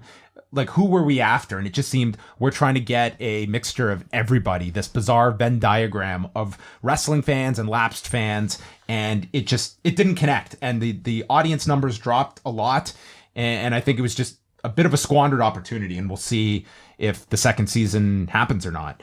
I went with Lucha Underground just because it's fallen off of such a cliff. It may not even be back for all we know. And there was definitely a time period in season 1 and 2 when you saw something different and people were genuinely attracted to it. It was very beneficial for the likes of Pentagon Jr. and Rey Fenix and a number of others. I thought the booking of Matanza Cueto was a very strong character. Prince Puma, who got a great showcase. Not the biggest network in El Rey, but it had a period of time where they could have gotten out and done more touring, and there was a lot that could have been done. And now I'm naming it because a year from now we might not even be talking about Lucha Underground. So that was my worst promotion. The listener choices: number 3 was Lucha Underground, number 2 was Impact Wrestling, number 1, 62.3% voting for the WWE as the worst promotion of 2018. Technically, I think they got the votes for the best promotion as well, didn't they? Didn't NXT win? Yeah. That's the thing, I can't vote for WWE when you've got NXT and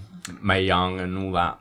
And for all the creative faults you have with WWE, I think it's tough for me to... They're also the richest one. Realistically, worst promotion for me is Impact, because I chose to not watch a single second of it. So I can't say it was the worst because I didn't watch it. But in terms of like being offended, you know, on the most of the one, that's fair. The one that offended the most people this year, I feel like it would also be the WWE. 100%. Worst tag team. Let's start with Wai. I went back to my favorite faction of the WWE this year, and that was Titus Worldwide. This was actually a little bit tough for me because I feel like tag teams are either not really represented all that much, or they're actually good. But I think for me, this was a team that was always a real turnoff. And I think in the case of Apollo Crews, a waste of real great talent. So I went Titus Worldwide this year, worst tag team. Worldwide. Davie. I went for the B team. I think Bo can be funny, but I don't understand why Curtis Axel keeps on being given comedy roles, because he is not good at them. He is very not funny. So just this whole B team thing, it doesn't land. All the humor doesn't land at all. They even got the tag titles, which is just nuts. I don't get it. Yeah, I give honorable mention to Braun Strowman and Nicholas. Oh, that's what I was gonna say. But I go with the B team. I just thought that like some of these weird campy roles can get, like, look at an R-Truth, what he's used with like the time he's been given, that he is a funny character. I didn't find these two to be funny. They had 1 week where they parodied Matt Hardy and Bray Wyatt that I found amusing, and then they drove it into the ground, and it was not funny after a week, and they didn't even succeed in what the punchline was supposed to be. So the B team was my choice. Honorable mention goes to Nicholas and Braun Strowman, because they were champions too, right? Yes. Yeah. You've changed your mind, have you? No, I chose the B team. Oh. B team, go. I didn't know they were we went to a Raw live like really last minute, and they came out, and I was like, wait, what? Yeah. Wait, really? I can't even think of a single move they do or anything, which to think that they tag champions this year. This is why shows how little impact they've had on me. Like, what if they start feuding with the Lucha House Party and they need a third member, and by 2019 we're getting B team, bro. Oh dear. No, it's gonna be B team, Bray. Bray Wyatt's gonna help out his brother. I just like, these are two guys that, hey, you're okay wrestlers, I guess. But as soon as I see them, I'm programmed to think, don't care about you. That's a waste of my time. I'm not watching this. So I do want to add, I noticed it in the best of, but also the worst of as well. I think it shows you that, like, I think our audience, there's so much WWE product now that, like, I think Impact is very much underrepresented in our voting. I think Ring of Honor is as well. And I think it's a case of, like, that's kind of the sense you get, that there's so much WWE. And when people are watching non-WWE, it's New Japan, it's maybe some of the stuff they hear about in the UK. But I think it's a lot of, like, your Ring of Honors and Impacts and whatnot that, if they hear something, they'll go check it out. But I think more and more the audience is concentrated now in kind of New Japan, WWE in terms of their regular viewing, because of just so much volume that I think stuff falls in the cracks for, like, an Impact that 3 years ago they're feature and they're just off the radar to a lot of people. But the top 3 worst tag teams, number 3 was Bobby Roode and Chad Gable. Number 2 is The Ascension, and number 1, 35.8% voting for the B team. Few more awards to get to. We are now going to get into the worst wrestlers of the year, which typically translates to maybe most overpushed, least favorite, just a combination of factors that is turns you off of said performer. We'll start off with worst female wrestler of the year. Let us start with Braden. I choose possibly my least favorite wrestler in the history of wrestling. History of wrestling. I have had a lot of least favorite wrestlers, but this one, this character, this woman is not for me in the world of my wrestling. Not for me. Nia Jax. I thought Jesse Alaban was going to get another. Oh, no. The wrath of Braden. Nia Jax is something I cannot fathom. Is it because she's related to The Rock? Is that why? Let's just be honest. It's part of it. It's got to be, right? Like, listen, her Ronda Rousey matches were very good this year. I didn't mind those. I didn't, but I can't get interested in her matches. She's not good at the whole WrestleMania thing. I got what they were trying to do. It's like, hey, like, try to do that, and it's like, cool, but you're just not good. You can certainly argue for the push she has been given. She is certainly not over at the level of the push she has received. Exactly. Like, she is arguably among the 2 or 3 most pushed women in the company over the past 12 months. And it was definitely, again, I'm trying to remember if it was this year or the last, when she almost, like, hurt Charlotte really badly. And then now, fast forward, she's the reason for the punch to the face. And, like, now they're using it as a storyline. I'm like, oh, that's so cool. The heel mentioning that she broke Becky Lynch's face. But she's not even good at that. She's just not good. I like wrestling for match quality, and not ever have I been like, oh, like, yeah, her stuff with Ronda was okay.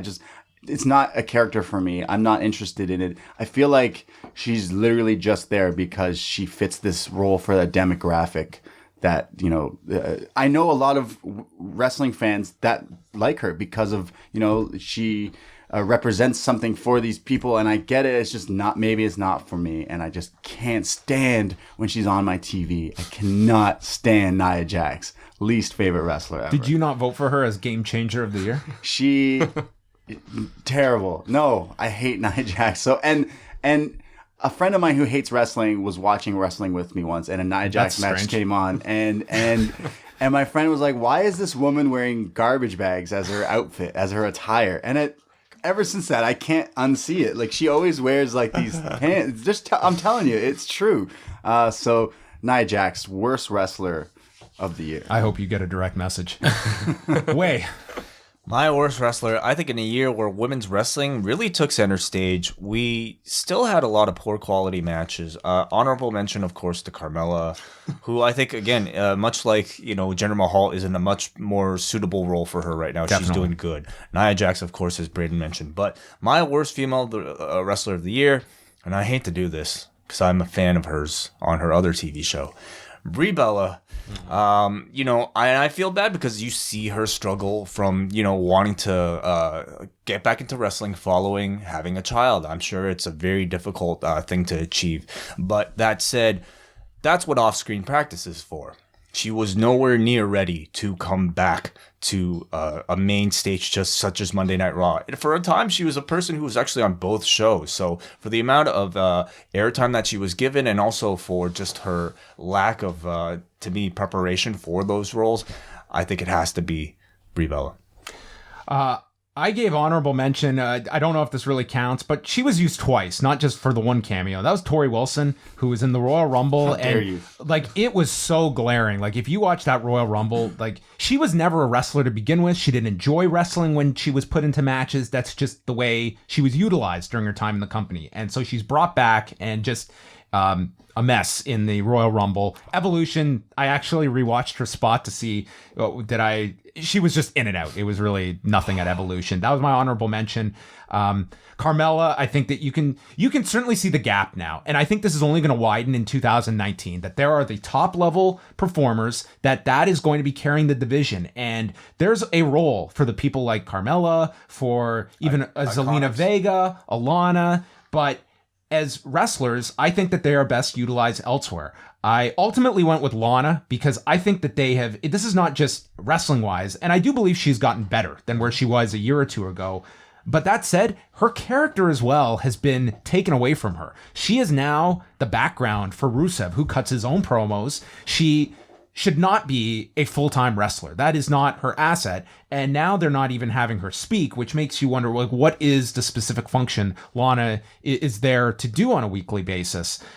So that was my choice. But I think that you have to be asking yourself, like, there are top-level women that are in your system that are coming in that if you are a below-average wrestler, your role doesn't have to be in the ring. It's not the way it was. Like, it's quickly evolving, pardon the pun. Davie. Mine is Tamina. I don't get why she's still there. She must be in the company for 10 years now. You know why? She's related to The Rock. Well, I mean, does she have something on Vince on the Jimmy Snooker stuff? Like, because, Jesus, like, she's not good. She's not good at all. She can't even do her splash. Her finish is a splash, and she lands on her knees, like, every time. She sucks. She has zero charisma. This man is my roommate, and I'll tell you, anytime Tamina has shown up in the wrestling we have watched in our household, he gets heated. You must really hate those Tamina Snuka. Oh, right. And they're Nia Jax is their tag team partner. Gosh, wow. Yeah. I mean, if she had, there's a reason why she never talks. It's because she can't really, to my knowledge, really ever cut a good promo, unfortunately. I think in ring, she's just passable, but, she really hasn't done all that much. She's just so boring. Like, zero charisma and yeah. Okay, so I'm only looking at the results now. Number 4, Tamina. Yeah. Number 3, Lana. Oh. Number 2, Brie Bella. And number 1 with 36%, Nia Jax. Yeah. Awesome. That's kind of nuts. Yeah. We rattled off the top 4 right there. And they have not seen the results either. Getting down to the last few here. Worst male wrestler. I'll start this one off. I give honorable mention to The Undertaker because I thought the programs he was involved with were just... You also have to judge at the level he is coming in as a main event level performer, and he's anything but in 2018. I went with Baron Corbin, and it's more so that I think he has just turned into turn away heat for a lot of people. He's way over relied upon on Raw. That has been a major tune-out factor for people, and I don't even hate the character as much as most people do. It's just there's way too much of it. That he's just... I think that there's very few people you could put out there for the number of segments, and he's being utilized like he's Dwayne Johnson in the year 2000, and it's Baron Corbin, and it's 2018, and he's on my worst of list as worst male wrestler. Wai. I agree with you. To me, I think, if we're strictly looking at in-ring, maybe there would be, more runaway choices. No, he's terrible. He's bad, but I don't think he's the worst. No. Like you know? this award, it's encompassing kind It's of not just in ring. Yes, you know, it's exactly. like as Much a like Best character- Wrestler of the Year is not just in ring work. It's all the factors together. as a character, how much airtime he's given, but you know, as an in-ring performer, as a promo, I think he's very he goes from mediocre to incredibly aggravating when you amplify his performances. That chin lock with the half Nelson, I think, will be permanently etched in my mind. And The Wai Ting. yeah, it's a special. So Baron Corbin for me. Braden. So I said Nia Jax is probably my least favorite wrestler of all time. My second least favorite wrestler of all time is Baron Corbin. Did you just start watching wrestling in 2018? No, I used to watch him in NXT, and I used to do a show where I would talk about how much I fucking hate him on NXT and how I think he should never be on the main roster. And then he got called up and he got put on the main roster. And I knew he was going to be awful. It was last year, I believe, he had a match with John Cena. And if you watch that match back, you can tell John Cena is having a field day or something, because John Cena was like, this is fucked. This guy sucks. This guy hates, no one here even wants to boo you. They don't give a fuck about you. You can read that from John Cena's body language in that match. And now fast forward, he's got his vest. He's a constable. What the fuck is a constable? What does that even mean? Like, what's the definition? Yeah, are you you're cop, right? yeah, It's a like policeman, what? yeah. So why are you wearing the vest? Like, yeah, you shaved your head and you look a little better, but you still don't look like what? He won an award for most metal athlete. What the fuck does that mean? No, just because you have tattoos and you like metal music and you're not actually a wrestler. You're not. You know how to do the cool end of days thing because someone in the PC was like, "This is your move." And At the Brady. also, like he brings nothing. I've never watched something ever where he's done and been like, "That was good." So he's gonna disappear from wrestling. He's gonna be like the Brad Maddoxes. He's just gonna be gone, and you'll be like, "Hey, remember that guy? Yeah, cool. He had the wolf T-shirt." Man, the pile on here. Is the broom out for the clean sweep, Davey? No, I changed my mind. Whoa! The Mid show. sympathy. Mid The big show? Mid show. Oh, mid show. I thought you said big show. No, The Undertaker is my worst wrestler of the year. Yeah. It's especially sad watching that documentary on the Raw 25. I'm pretty sure it was that one. Yep. Or maybe it was WrestleMania. He's on there. Where he's saying, I don't want to look washed up. I want to know when to call it and ride off into the sunset. And no, I think he was talking about the Roman Reigns match the year before. And that's exactly what he looks washed up. He's botching in matches. He took all that money to do Crown Jewel, which he shouldn't have done. The way to utilize Undertaker is that you have the heel of the month that is running this guy down, and the cameos at WrestleMania. Undertaker comes out, Tombstone, everyone goes nuts, they get their appearance, and they're happy. And you can do that for as long as you want with The Undertaker. It doesn't have to be a match. It just has to be he shows up, and it's our one big appearance of the year. Yep. That's all it needs to be. All right. So final two here, and these are both new. Oh, the listener picks, of course. Let us not forget. Worst male wrestler of the year. Number 3, Shane McMahon, 5.6%. He's the best in the world. Number 2, Jinder Mahal. And number 1, Baron Corbin, 43.5%. Now we go to my worst take of 2018. An opinion you had that drastically changed over the year, or that you were proven wrong through whatever means. I will start this one off because I go back to the October 22nd episode of Raw. And that was the night that Roman Reigns announced he had leukemia, and they did the Dean Ambrose heel turn. And I came on the show that night saying that I thought that turn was done so well because it was everyone knew how heavy the moment was that night, and they didn't hit you over the head with it, but they did the turn when you least expected it, and it doesn't even have to be referenced. You just knew this guy turned on his best friend under the shittiest of circumstances. And by the next week, I felt like such an idiot coming on the show after when leukemia is being worked into the storyline. And I was completely wrong, thinking that they would just do this turn and, the idea would be that, Roman's got this awful tragedy, but it's his best friend who's now going to turn and they can at least go in this direction and away from all this. And instead they just ran towards the leukemia stuff and it was so tasteless. Davey.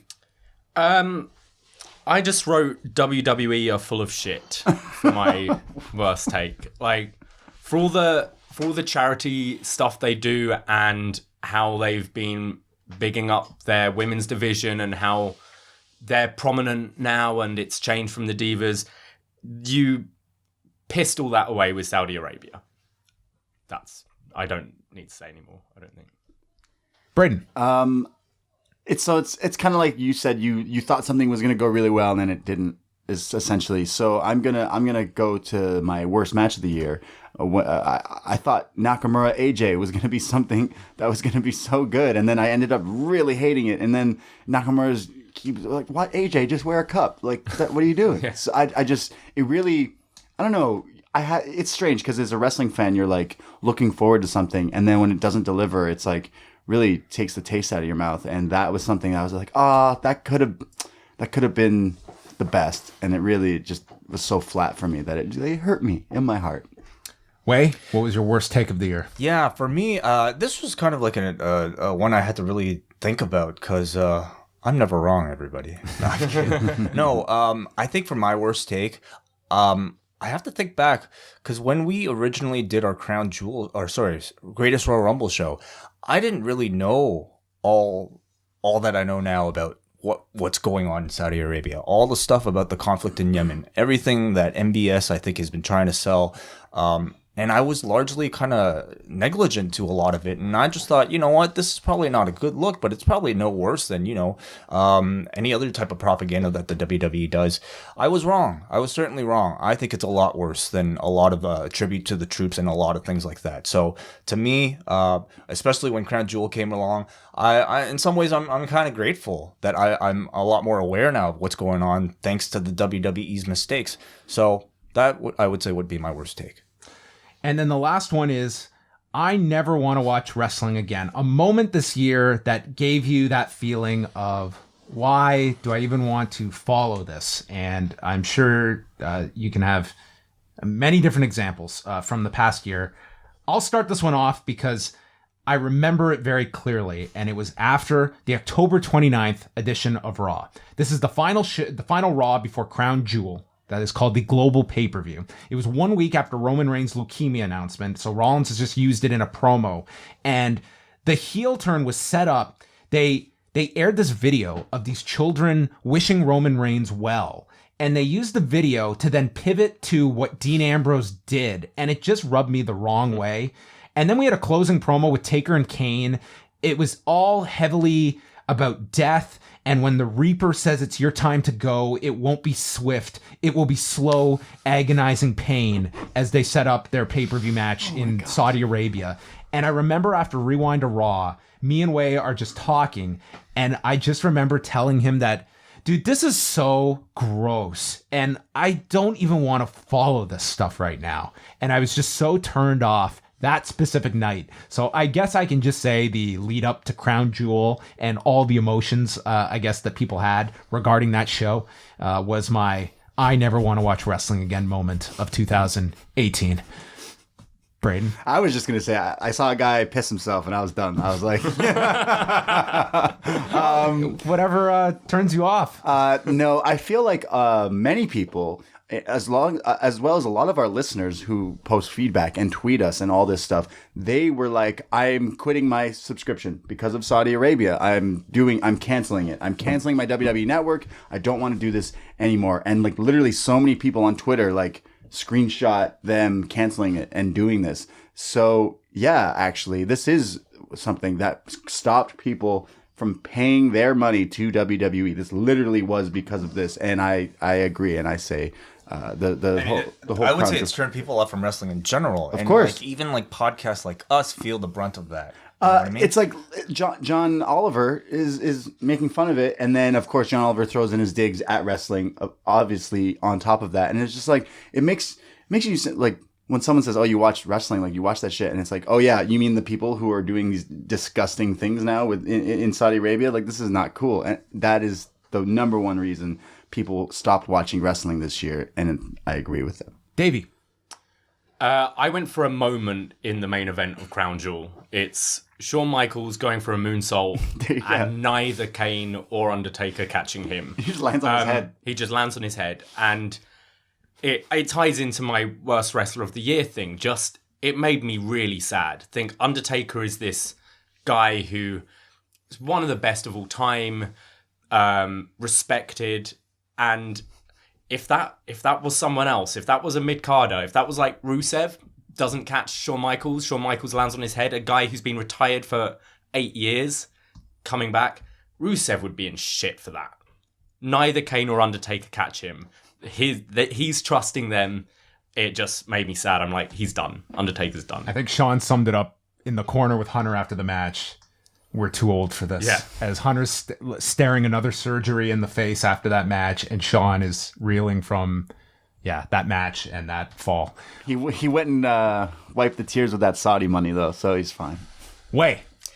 I too went for a moment from Crown Jewel, but it was at the beginning of the show. I was already kind of like feeling shitty about this show to begin with, but to turn my computer on, log into the WWE Network, and see the face of the one person that I felt the WWE would have.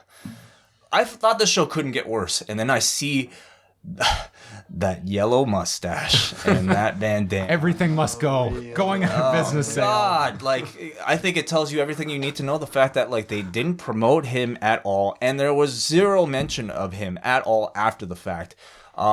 It's something clearly they didn't want to do. They knew that they were going to get backlash over, and yet they decided to anyway because somebody was paying them a lot of money to get somebody like Hulk Hogan on the show. Disgusting, clearly done for nothing but profiteering, and made me really depressed. So that was year one of their 10-year deal with Saudi Arabia. So year two, let's see what is in store. Those are all of our worst of picks, and we're going to end it off with a game we like to play called... Were there audience picks for that one? For the worst moment, yes. The top three were WWE Raw being generally poor. Number 2, the Drake Maverick urine angle, which really struck a chord with 19% of the votes. Number 1, 26.3%, WWE Saudi Arabia deal and Crown Jewel that came with it. And anything in particular for the worst takes section? For the worst takes, we're going to post them up because there were just so many. Awesome. They were all individuals, but we're going to post that up along with the results of all the listener picks. So for likely, unlikely, we've all come up with a few scenarios, but just quickly looking back at last year, Wai, you did really, really well. Really? So, okay, let's hear it. Here are some highlights. I won't go through all of them, but both Wai and I said it was likely Aleister Black would win the NXT title. Both of us said it was unlikely there would be one XFL game that would take place. Both of us said unlikely the WWE leaves the USA Network. Wai was correct in saying it was unlikely Chris Jericho would be in the G1 Climax. Both of us were incorrect, thinking Bobby Lashley would face Brock Lesnar on a WWE pay-per-view. But we were correct in saying Ronda Rousey would have a match with Stephanie McMahon. Now, we also had some clever ones for Wai. Okay. Such as, the Bray Wyatt character is abandoned. I said unlikely. Wai said, unlikely, but I hope for some kind of a break at least. Which, wow. I gave you that one. Sure. I thought Don Callis and Scott D'Amore, one of them would leave. I was wrong. Wai, you thought they'd make it the year, and they did. Jeff Jarrett appears on WWE programming. I said unlikely. Wai said unlikely, but maybe the Hall of Fame. Oh my God. Brock Lesnar is a WWE performer on December 31st. I said unlikely, so I was wrong. Wai, likely. I mean, who would he fight? Daniel Cormier? Wow, that's crazy. Conor McGregor vacates the lightweight title. You and I were both right with that one. GSP fights at welterweight. We both said unlikely. He did not fight this year. Daniel Cormier retires as light heavyweight champion. We both said unlikely, and he didn't. Both of us said likely to Francis Ngannou being heavyweight champion at the end of 2018. Did not go that way. And UFC leaving Fox, we said was likely. That happened. UFC leaves TSN in Canada. Wai said unlikely. I mean, maybe the Fight Network could, but I don't even know if they could get the package, even for the prelims. And the Fight Network lost the UFC package this year. And Wai, you fucking nailed that one. Wow. I think we all could have called that one. And then That's true. Yeah, anybody who... CM Punk has a UFC fight. We both said likely, and he did. I'll post all of these on the site, but out of 25, I got 12 out of 25. Wai got 21 out of 25 correct. Shit, like dude. he was really on fire with likely, unlikely last Better year. buy a lottery ticket. So I'll go first with my scenarios, and then you guys have a couple as well. We'll just quickly go through these, just starting with Braden, and then we'll go Wai, Davie. Hulk Hogan is a weekly character on WWE programming by the end of next year. Unlikely. Wai. Unlikely. Unlikely. I'll say unlikely as well. Brock Lesnar fights either John Jones or Daniel Cormier this year. Likely. Wai? John Jones or Daniel Cormier? Or. I think likely. Likely. I'll say likely as well. SmackDown does 4 million viewers for their debut on Fox. Unlikely. They just did 2.2 million this past week, for comparison's sake, before Christmas. I also kind of need to know, like, what's your typical, what does a Fox show do on a Friday night, typically? I believe they're doing around that now. Okay, then likely. I'll say likely. I'll go unlikely. I'm going unlikely as well. Chris Jericho wrestles once with the WWE. I'm going to say likely because I want him to, so likely. I'm saying unlikely. I'm saying likely. I can see him at one of these like Australia shows or Show up in the whatever Rumble. they're doing like that. I'll go unlikely. And my last one, All Elite Wrestling has a weekly primetime television show on a major cable outlet. Not a streaming service, not a weak cable network, strong cable presence weekly. Braden. I'm going to say likely because, damn boys, I want you to. I'm going to say likely as well. I'm going to say unlikely. I'd love them to, but I think that's like a really hard thing to get these days. So Yeah, unlikely. what are we saying? Like Pursuit Channel level or? I like said major WGN? cable outlet. Meaning Fox, or sorry, like WGN or? Like a cable, like let's TNT. say more than 60 million homes it's in. I'm going to say likely. Like Pop TV, I would consider, that's 68 million homes. It's not huge. I'm saying unlikely. I'm just kind of pessimistic when it comes to pro wrestling on television that is non-WWE, but this would be the company to prove me wrong on that. Braden, do you have any? Johnny Gargano becomes NXT champion by the end of the year. Damn, that was one of mine. That's an interesting one. I mean, at this point, I'm wondering how long both him and Ciampa are going to stay in NXT. Right. And at this point, I kind of hope it's forever. So, Of course. I'm going to say likely.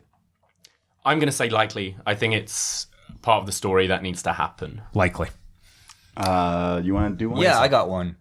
CM Punk returns to wrestling. Unlikely. Unlikely. Unlikely. Wai? Unlikely. Oh. And Davie. I've got three here. Lars Sullivan will win a world title. Whether it be WWE or Universal. In a year. In this year. How big a push is he going to get? Oh my god. Unlikely.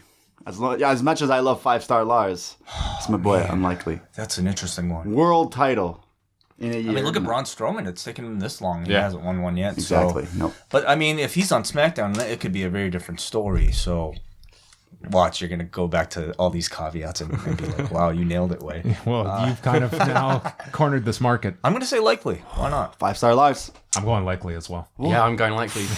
I'm the biggest Lars mark, and I'm the guy saying unlikely. Adam Cole against a top guy at WrestleMania. This year's WrestleMania? This year's WrestleMania. Unlikely. At WrestleMania At this year. WrestleMania. Unlikely. I'm going unlikely as well. I'm going unlikely. I think they'll debut the next day. Yes. And will we get the 4 horsewomen versus 4 horsewomen this year? Braden. Unlikely this year. Oh, man. That's a tough one, too. Because I think, the timing is perfect for it in terms of, characters and whatnot. But it's, Marita and Jessamine just aren't ready in ring yet. And where would they do it? I guess I could see, Evolution 2, being, a good target date for it.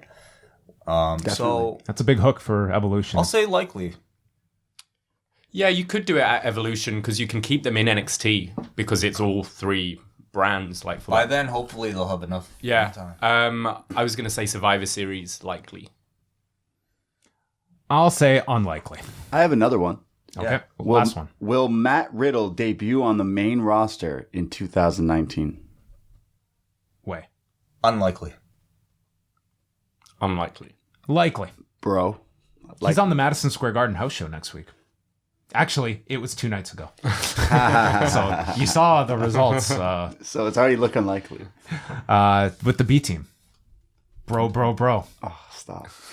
All right, that's going to bring an end to the worst of 2018 show. Thanks to everybody for voting and participating. We will get all the results up on the website. And a big thank you to you guys for joining the panel. Thank you. You guys can catch Up Next every Thursday up at postwrestling.com. You can subscribe to Up Next with its own feed. Wai and I are going to be back. It is Friday at the moment. We will be back. Are you doing a UFC post show tomorrow? Yes, I will be back this weekend with Phil doing a review of John Jones, Alexander Gustafsson at UFC 232. Also on that same day, we have the 2016 edition of Eggshells, and this leads all the way up to our Wrestle Kingdom week, starting on Monday when we will release 3 episodes of Eggshells from 2016 all the way to 2018, as well as a Wrestle Kingdom 13 primer, finally concluding on Friday with our review of Wrestle Kingdom 13 exclusively on the Patreon. Everything else is free, though. Speaking of the Patreon, though, on Sunday, it's a special Sunday release of Rewind Away this week because we're doing this on Friday. So Sunday, we are going to be reviewing ECW One Night Stand 2005, a show that many people consider perhaps the best show ever. Whoa. No Baron Corbin's or Nia Jax is on this one. No, but in the audience was Lars Sullivan. Was he? Oh, damn, really? Oh, yeah. Wow. Yeah. Interesting. He's at that show. Final note, I know a lot of people were asking about MMA year in review. The week of January 7th, I'm going to be doing a year in review picks show, and the panel will feature myself, Jordan Breen, Mike Bond from MMA Junkie, and the first time I have done anything with this individual in over a year, Cody Safdie from the Fight Network will be joining us. That will be the 4-person panel. That same week, I will also be doing the prediction show with Ariel Helwani of ESPN. So we will have all the mixed martial arts covered as well. We will not forget about Post-wrestling. MMA. Yeah. I also wanted to say, you guys have just released your Up Next best of show. Yes. We're doing a Yesterday. Yeah. We're doing a. We decided we joined you guys. You were happy enough to bring us on and be nice to us. So we're doing our own best of NXT. I don't think we're going to do worst, are we? Because there's not a lot of bad things. Do we want to do best and worst? Yeah. What do you mean? You already did the show. What are you talking about? Yes, we did best and worst. No, we're getting... This show is going to be the first week of January. Oh, the best of, sorry. We're releasing our Christmas Vacation and the Snowman review That's right. Yeah, we yesterday. did. Yeah. No, that was When already is out a it? long What time day ago. are we in? That was a long time ago. Go listen to Up Next, all of our movie reviews in the new year as well. Yeah. And just follow us on Twitter and Instagram at the Brady. At Davie Portman. Follow us, listen to us talk about NXT, because you didn't hear us talk about NXT on the Worst of Show, because NXT was the best show this year. So listen to us talk about it every week, because it's only going to get better. That wraps up the worst of 2018 show. Happy New Year to everybody. 2019 is a brand new year for lots of great things to happen. And don't you worry, there will be plenty of garbage as well. And we'll do this all again next year. Ahoy! Bye.